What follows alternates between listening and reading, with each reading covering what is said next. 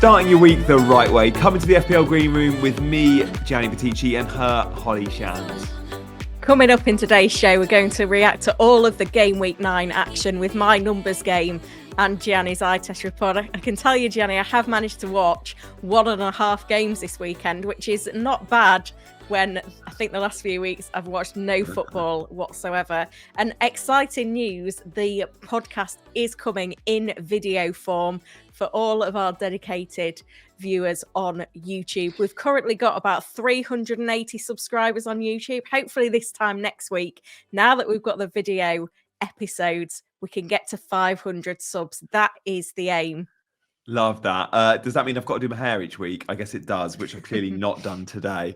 So, Holly, I guess first up, are we in the green room? I think I am. You must be. Yeah, I am as well. It was looking quite healthy, the size of my green arrow, until Saka and Salah scored in the final game of the game week. But yeah, still on the green. It's probably easier for you to get greens way down at your rank, isn't it? Yeah, I'm competing against dead teams. At least my rank doesn't start with a 3 and end in a million this week. It starts with a 2 and ends in a million.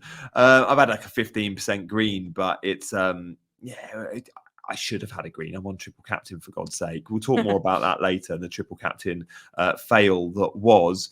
We got loads to get through today, guys. If you are watching on YouTube, do hit the like and subscribe button. Obviously, drop a comment, all that jazz. But if you're listening on podcast, hello to all of our loyal pod listeners, and thank you for rating us as well. You can obviously listen on Apple, Spotify, all that jazz. Do join our mini league. The code is 139793. And if you fancy leaving a review, then you can contact us as well at fplgreenroom@gmail.com. Holly, there were some big XG underperformers again. It's the usual suspects like Dominic Calvert-Lewin and blah, blah, blah. But the biggest one of all was Erling Haaland. I think we have to just touch on Erling Haaland before we get started because I triple captained him. What did you think of that? Because you were with me all day Friday where you saw my journey of 50-50 to 60-40 to 70-30 to kind of leaving you in saying, yeah, I'm going to do it. Yeah, I mean, I was shocked when you walked into the green room at the Premier League on Friday morning and said, I think I'm going to triple captain. And I was a bit annoyed, to be honest, because you didn't mention it on the podcast last week and it would have been great pod content. And I did think at the time, are you just in clickbait heaven right now? But I could tell the longer I spent with you, that the more likely it was going to be that happened. And I did say, you've gone on about it that much. You're in too deep. You committed. And to be fair, you did it. I was relieved that I didn't do it because at one point I felt like you was going to talk me into it. And I said, I'm not making that sort of decision on a whim on a Friday, having not thought about it all week. I had too busy a week and too busy a Friday to really consider it myself. But fair play for going with it. It was very unlucky not to get more from Haaland from the stats that I've seen. Oh, it's outrageous. It was a compelling argument I put forward on both the shows we did because both producers of those shows were completely sort of on the fence, probably not going to do it. And both producers did it off the back of the show. So I'm quite happy with that. This means no call-ups for you to Sky and the Premier League for the next couple of months because you've taught them into it. It's so funny. You can predict, my big thing with Haaland was I had to predict the fact he'll play 90, the fact Man City will function well and batter Southampton, and the fact Southampton will be poor. I got all those things right. I even predicted the fact that Haaland will get loads of chances. Predicting the actual bit where ball comes into contact with Haaland and then drops in the net is the hardest bit to predict. That feels like the lucky bit. The kind of the expected stuff is the easiest stuff to predict, I think. So I predicted the XG, but didn't predict the outcome. So frustrating day. But look, triple captain, Holly, I want to just take you on a very quick maths lesson. This will be very quick, but I've got my calculator in front of me. You get, 38 game weeks times 11. No, 30. Yeah, 38 game weeks times 11 players. No, yeah. I'm just going to enjoy this. You trying to do that. Oh my God. 38 times 11. Yeah, 418. Right. Then 37. Did you really use a calculator for that? I did. You could just ask me. I'm sitting here with a whole maths degree. Oh God. Okay. Yeah. Okay. Yeah. Right. Okay. So let's start again. You get 11 times 38. This is the 418, right? And then you get 37 on top of that. So 418 plus 37 for your captains, your normal captains. What's that? 418 plus 37. 455. 4-5-5. And then 1 week, instead of getting 2 for your captain, you get 3. You get triple. So 4-5-5 plus 3, you get 458, right? You get 458 performances in a season. Right. Forget the doubles and blanks. 458. Only 3 of them are your triple captain. So what's 3 divided by 458? It's something like, I did it earlier, it's 0.65%. 0.65% is your triple captain. It's no big deal. It's the same as Mikalenko and Trent both losing their clean sheet for me this week. Those 2 performances are the same as the Haaland performance. Yet we don't bang on about the fact Mikalenko and Trent lost their clean sheets. Doesn't really but matter. you could have had a 25 tripled there. I know, That's I the could have had. difference. That is the difference. Anyway, let's not get too bogged down with it. But we did have a really busy day on Friday, didn't we? Because Yeah. we did the Premier League show, which was a pre-rec. So we was at Stockley Park for about 7:30 on Friday morning, recorded that show 9:30 till 10. Then Arne Slot kind of took our spot, didn't he, in the Sky running order. He was meant to be on Sky at 10:45. That got delayed to 11:45. So we went from Stockley Park to Sky Studios and did another TV show in the studio, which is actually better going in, because I don't know how it would have been remotely with 2 of us in different rooms, relying on dodgy Wi-Fi. Yeah, exactly. And then you went and then did some stuff for Sleeper, didn't you, at the Friday Night Football? Yeah, I was in M1 traffic and was like, I need to pull over somewhere and do an hour-long YouTube stream, which I did at a service station from Starbucks. Good BT Open Wi-Fi, that. And then I managed to get to Leicester. I was meant to meet Sleeper, I think 4:30, and I got there about 5 because of the traffic. And then, spoke to some fans around the ground, which was great. So I had a really full-on day. And then I was thinking, if I was offered a ticket right now, would I want it? Honestly, I was so knackered. I was like, no, I'm going home. And I was home for kickoff at 8 o'clock. It was great. Wow. So I was happy with that. Yeah. Portion of chips from the chippy on the way home and Sky Sports at 8 o'clock. So I was very happy with that. So yeah, it was lovely seeing you though. We did those 2 shows back to back, which is probably the first time ever. Like 2 fantasy shows. Probably the last as well.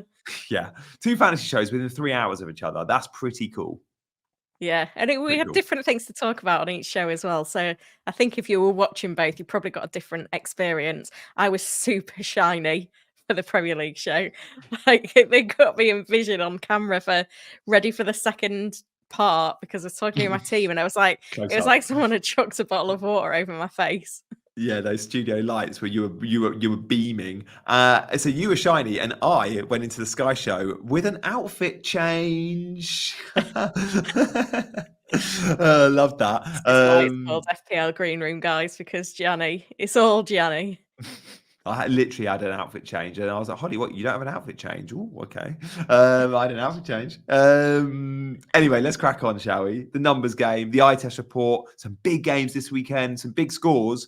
Fortunately, we're both on greens. It could have been better, could have been worse. Where are we kicking off, Holly? No doubt with Man City. You're going to give me some Haaland numbers. Yeah, so 22 shots for Man City. 8 of them came from Haaland. He had 4 big chances on goal. He was top for XG for the game week as well. I'm just going to check his official numbers on the FPL site. 2.33. That's his XG. Record. That's his second best ever in a Man City shirt. Really? He's never, only once has he clocked higher XG than that. It was against West Ham a couple of years ago. That's mental. So yeah, I got a text from a producer from the FPL show saying unlucky, this is second best XG ever. Wow. Yeah. I mean, it was on, wasn't it? But it didn't happen. Then we had Savio, 5 key passes, got 2 big chances created, top for expected assists of the whole game week, and Foden with very similar numbers, 5 key passes. He was doing on set pieces, 1 big chance creation, second for XA. I need to talk about my transfer for game week 9. Did you go Foden? I brought in Foden for Saka. I really wanted to keep Saka. I was going to do Saka to Son. And then, but it wasn't in training. Well, we were there, weren't we? At Sky being like, yeah. So I made the move. My options were to keep Saka, bring in Aït-Nouri to just kind of beef up my bench, or sell Saka for Foden. And now I just want Saka back. But yeah, Foden didn't look like a bad buy. Again, it was one of those a bit like the lack of Haaland Hall of it was the right decision but wrong outcome. Yep. I think so. I think that's fair. Foden, like, great for creation. I actually feel like he might be a little bit of a hold now until De Bruyne is fit. When De Bruyne is fit, I think we'll have rotation risk again. Savio was the big one there, though, Holly, because his numbers were so good. He was only one short of, I think, Gvardiol in the BPS. So he's absolutely smashing it. Like, he got 2 bonus points. Bearing in mind, he didn't get an attacking return. That's impressive, isn't it? Very impressive. Yeah, definitely. And I think with, if Doku and Grealish are going to be out for a little bit, then surely that spells a run of starts for Savio in the team. Like, it obviously worked, that setup. Like, Pep's going to come out of that game happy with the team performance. So, yeah, that's an interesting one. The next team that I got picked out are Brentford. Oh, Holly, before you do, just very quickly, on. just one bit of eye test on that. Mateus Nunes played on the left wing again. He played on the left wing in the Champions League in a front three. This is like unexpected from Pep.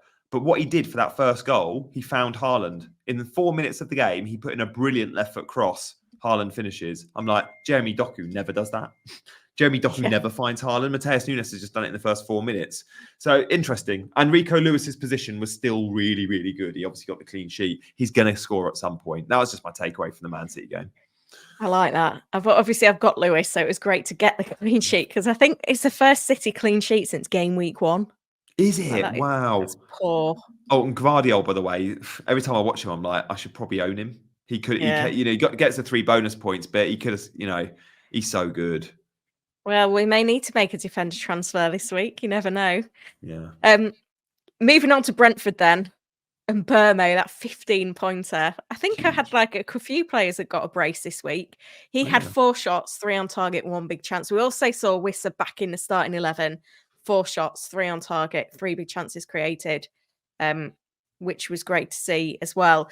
But yeah, there was a few other players popped up from that Brentford side that caught the eye. A couple of defenders, actually. Vandenberg had 2 shots on target. Both of those was in the box. We also had Rosalov with 5 key passes and 1 big chance creation. That was an interesting one. And then the midfielders as well, there was plenty going on. Damsgaard, 4 key passes. Janelt with 2 key passes, 2 big chance creations. Lewis Potter, obviously he got an assist as well. So lots he won the penalty, I think. I think he won the penalty. And Burmo takes pens just like Tony. It's great. It's just a little stat. It's like, what did Brentford do? Vandenberg played left back. First time he's played left back, I think. And Burmo and Visser as a front 2. We were asked, weren't we? I think on the FPL show. I think maybe Kelly asked me the question, something along the lines of, does Visser back? Is that good or bad from Burmo? And Burmo doesn't play as central, but it's still really good because it just makes their attack better.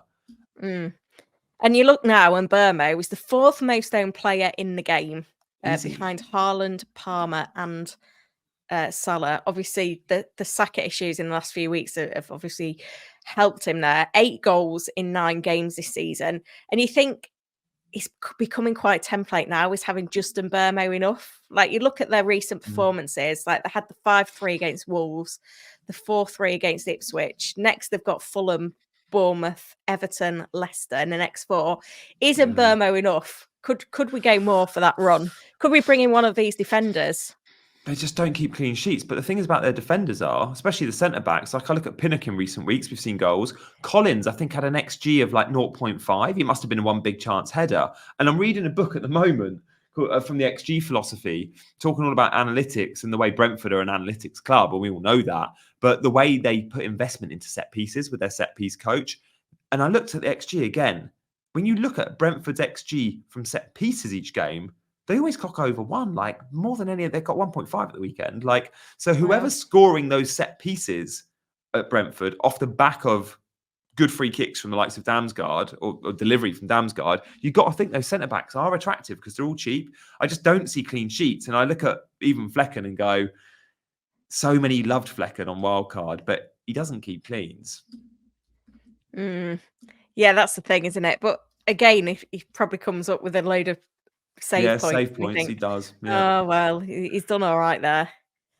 Yeah. It's a fair point. It was a good game, that. Yeah. Shall we talk about the game that you nearly went to and gave up the chance to go to, which was the Forest game? we talked, didn't we, about Chris Wood a lot on Friday, and then a brace, which is unheard of. He's a 1 goal a game player, so to have that double-digit haul from the first game felt incredible. And some interesting numbers elsewhere from Nottingham Forest that's worth taking note of. They had 20 shots in that game, 4 big chances. So maybe that's a reflection on Leicester and how Leicester allowed Forest to attack them because they were trying to attack themselves and score at home. A couple of players that caught the eye, though. We had Murillo, who is a 4.5 million defender with 2 key passes, 1 big chance creation. And then we've got Elliot Anderson, who is finally, starting to show a little bit of form as well. He had 5 shots in the game, got an assist. Could he be one to look out for now? It's difficult, isn't it? Because Forest aren't a team we associate with scoring a lot of goals. Like, they've scored 1 goal a game in every game other than the 2-2 at Brighton and then this 3-1 at Leicester. But they've got West Ham, Newcastle and Ipswich at home in 3 of the next 4.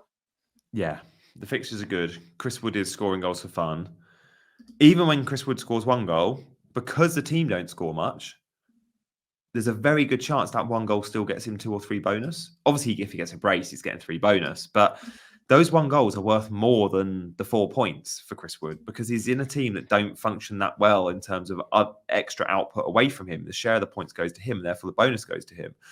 I mean, Anderson's playing in the Morgan Gibbs-White role. So he's playing in that free role 10 and he's very, very good at it. They both need to be in the team at some point when Gibbs-White's back. But I expect when Gibbs-White's back, we won't quite see Elliot Anderson with the same creative numbers. We might see him out wide. We could even see him slightly deeper. But regardless, Chris Wood feels like the right player to own. I mean, there's a lot of managers out there, myself included, on Wildcard that went Dominic Calvert-Lewin.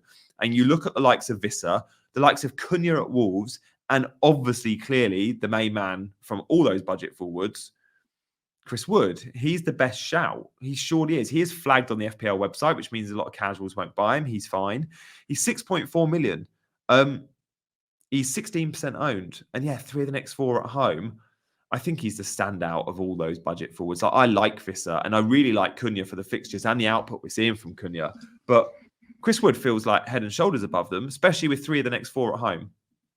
Yeah, and he is, as you mentioned, top for bonus points this season as well, with 14 bonus. So what is the plan? Obviously, you've got Calvert-Lewin at the moment. Have you got immediate plans to bring in Chris Wood, or am I spoiling the transfer section?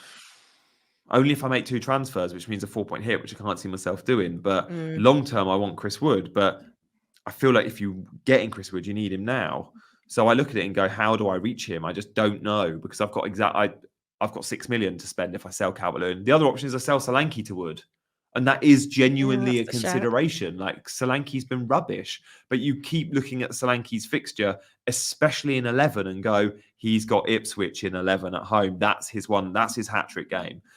I don't know. The way Solanke's being used at Spurs, I'm not overly happy with him either. Like, not at all.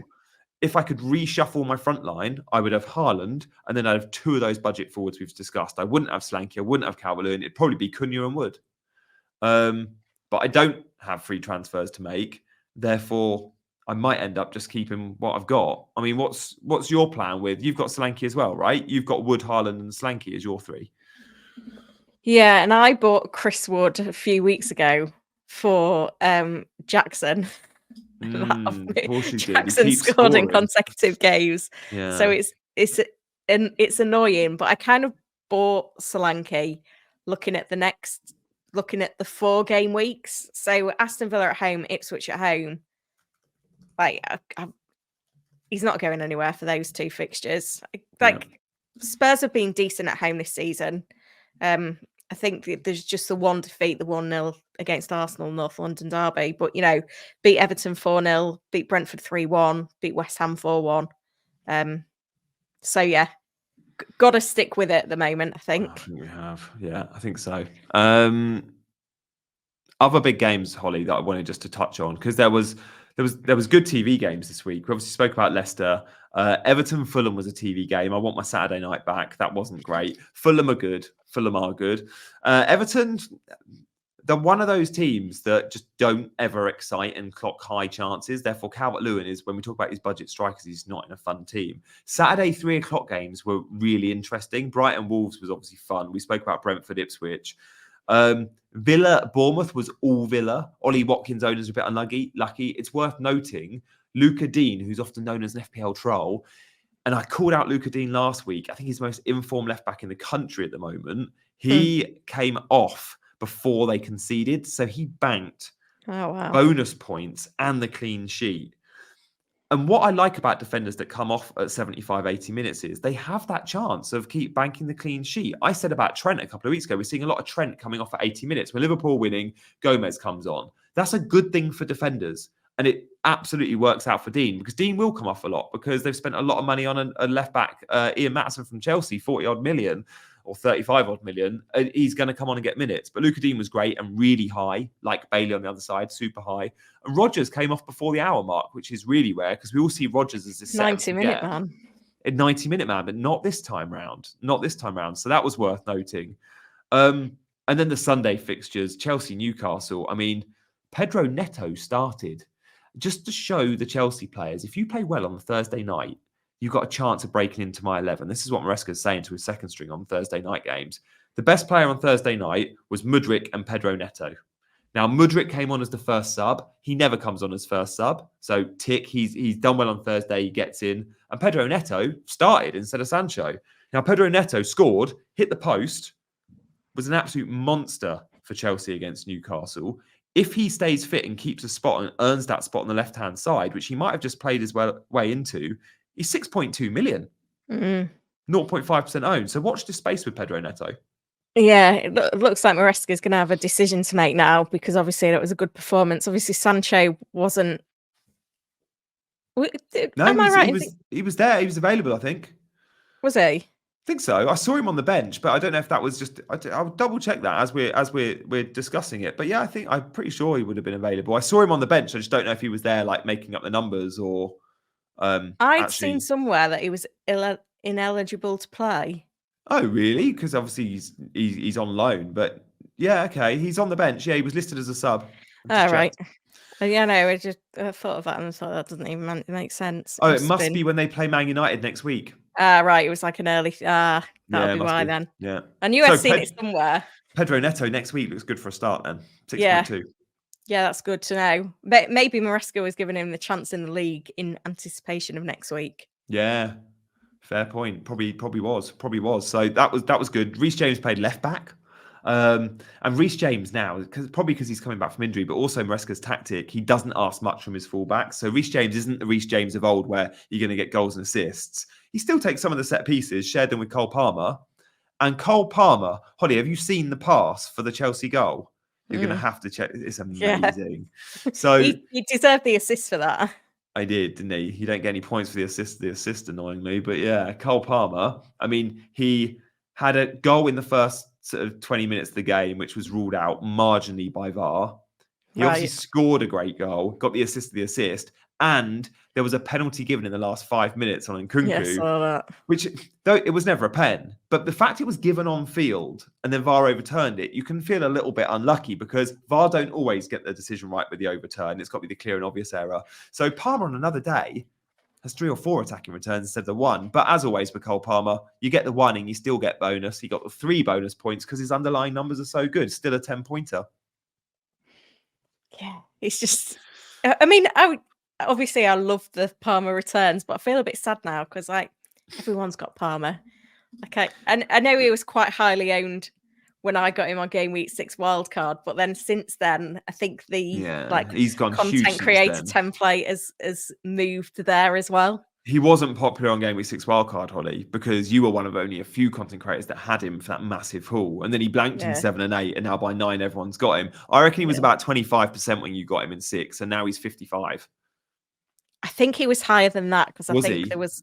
Yeah, because he was in the kind of post-Euros... Like, he started the season in 3.2 million teams. By Game Week 6, he was in 4 million teams.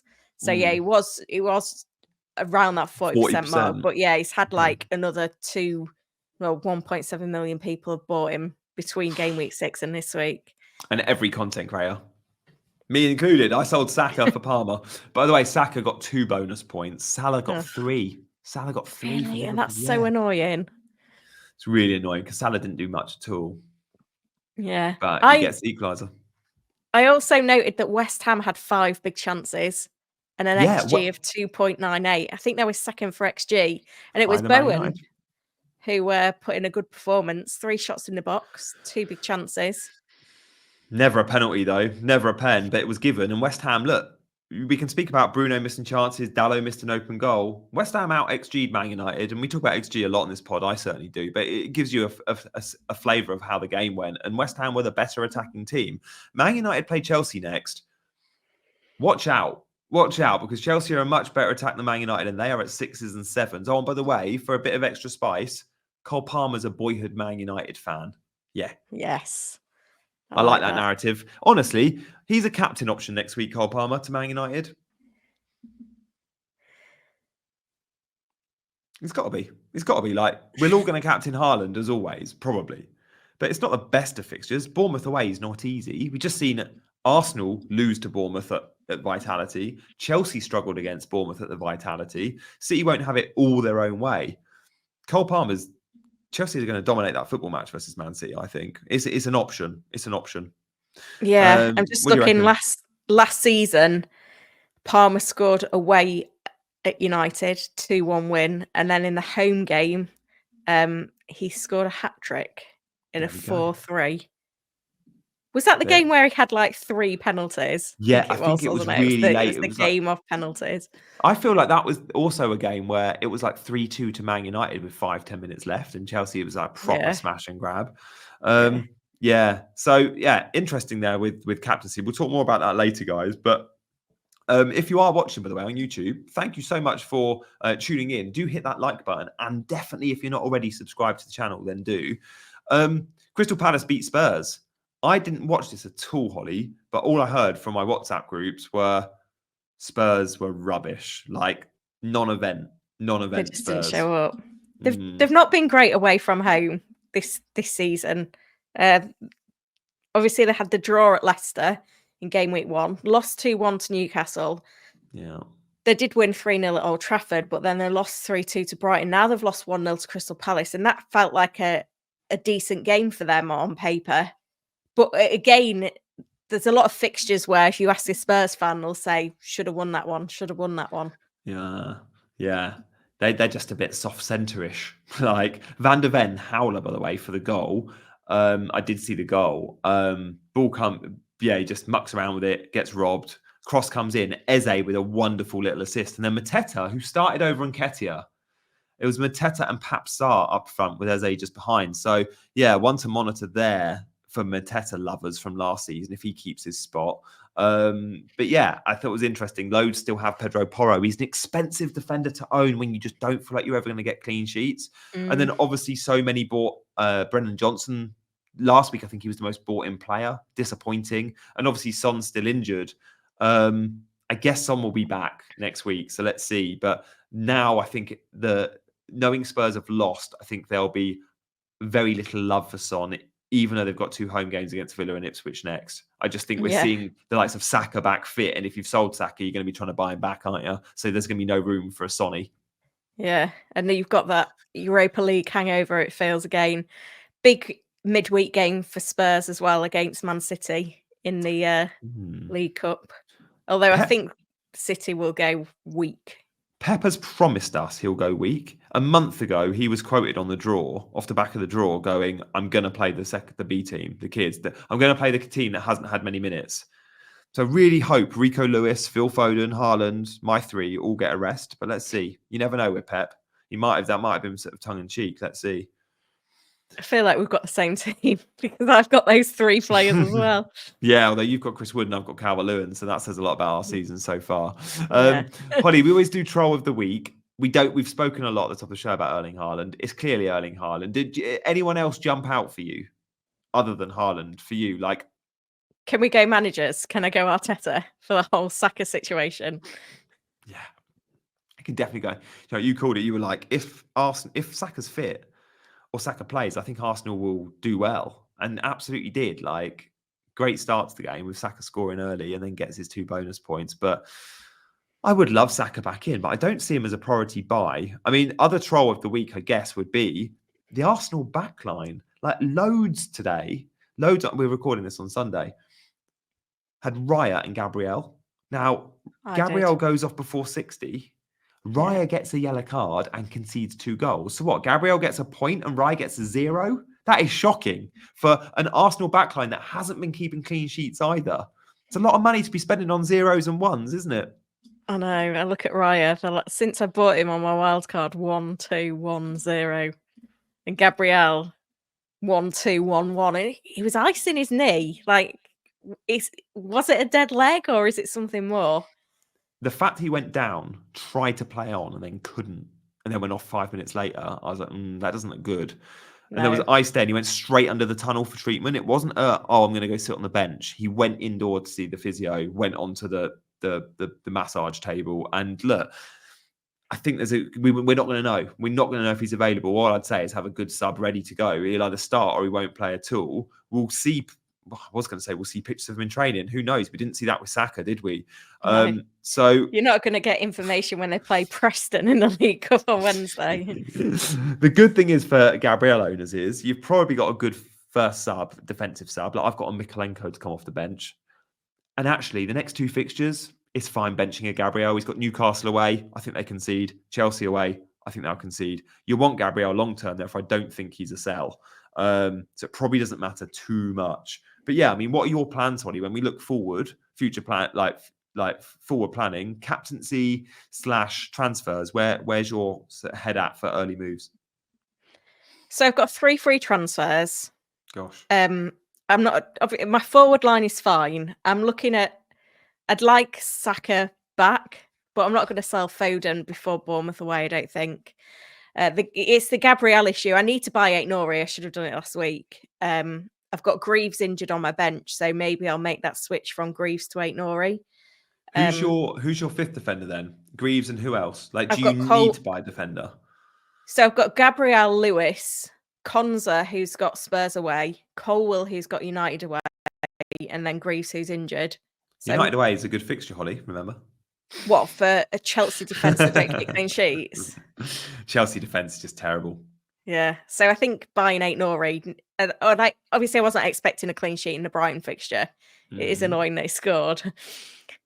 But yeah, I feel like the fixtures that Wolves have got now, you can kind of have a little bit of a hope for a clean sheet. I feel like every player in my squad is away from home other than Solanke and Chris Wood. So it's like I don't log in and think, oh yeah, this looks like a great week. And I look at captaincy. Yeah, it's on Haaland now, but Palmer is looking at me.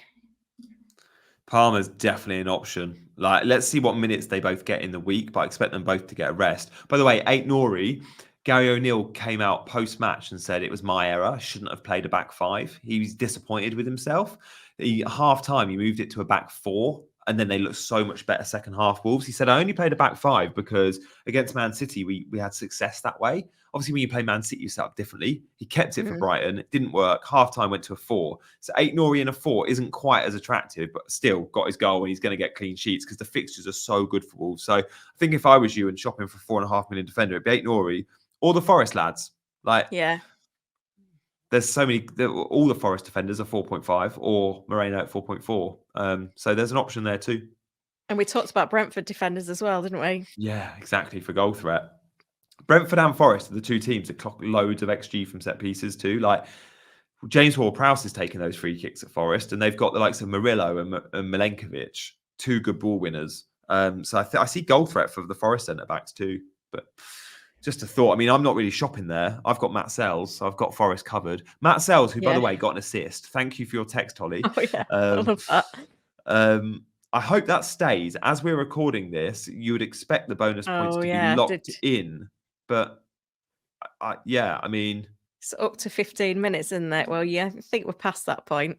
Yeah, it's still there on the FPL site. So, yeah, Matt Sells, 5-pointer. Thank you very much. Let's hope that stays. In terms of my plans, I don't know if I'm going to... I don't know. I want Chris Wood.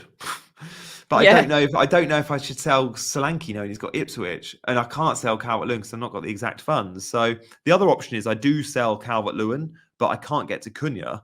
Do I consider a Strand Larson because he is 5.5. He is cheap.